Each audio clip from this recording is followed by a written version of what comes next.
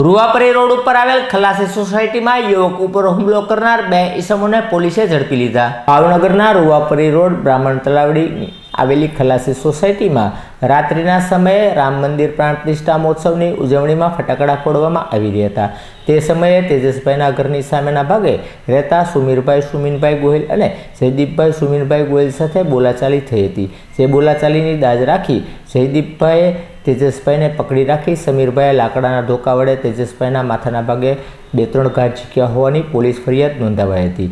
જેના અનુસંધાને પોલીસે બંને આરોપીઓને ઝડપી લઈ ધોરણસરની કાર્યવાહી હાથ ધરી હતી।